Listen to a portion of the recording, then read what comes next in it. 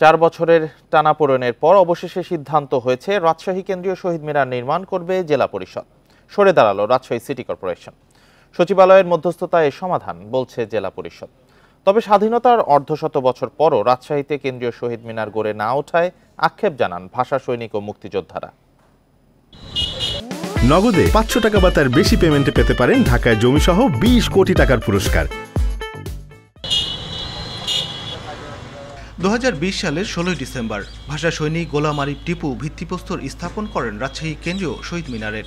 এরপরই কে নির্মাণ করবে তা নিয়ে শুরু হয় জটিলতা।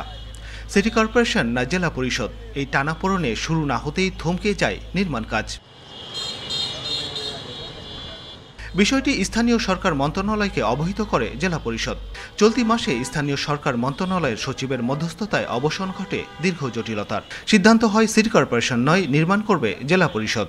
সচিব সাহেবের সভাপতিত্বে একটা মিটিং হয়, সেই মিটিংয়ের রেজুলেশনের কপি আছে এবং সেখানে আমরা অনুমোদনটা কমপ্লিট আমাদেরকে দিলেন আর কি, যে হ্যাঁ এই ওনাদের ডিজাইন দেখলেন, অর্থ বেশি। জেলা পরিষদের জায়গা হওয়াতে জেলা পরিষদ সেই কাজটি করার জন্য বাধা দেয় এবং ওনারা নিজেরা করতে চায়। সেই পরিপ্রেক্ষিতে স্থানীয় সরকার মন্ত্রণালয়ের সচিব মহোদয়ের সভাপতিত্বে একটি মিটিং হয়। স্বাধীনতার 54 বছরেও রাজশাহীতে কোনো কেন্দ্রীয় শহীদ মিনার গড়ে না ওঠায় আক্ষেপ জানান ভাষা সৈনিক থেকে শুরু করে মুক্তিযোদ্ধারা। নির্মাণ কাজটা এভাবে ঝুলন্ত অবস্থায় আছে। শুধু আমাদের দুটি প্রতিষ্ঠান, এই জেলা পরিষদের অ্যাগ্রিয়ামি এবং মেয়র মহোদয়ের এই সহযোগিতা থাকলেও এই জেলা পরিষদের অ্যাগ্রিয়ামির জন্য এই কাজটি হতে বিলম্ব হচ্ছে। 54 বছর গত হয়ে যাওয়ার পরেও রাজশাহীতে আমরা একটা কেন্দ্রীয় শহীদ মিনার করতে পারি নাই।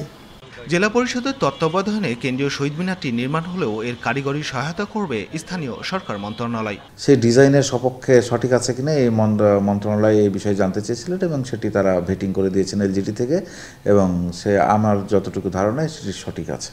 শহীদ মিনারটি নির্মাণে প্রাথমিক ব্যয় ধরা হয়েছে 7 কোটি 80 লাখ টাকা। পুরো প্রকল্পের অর্থায়ন করবে জেলা পরিষদ।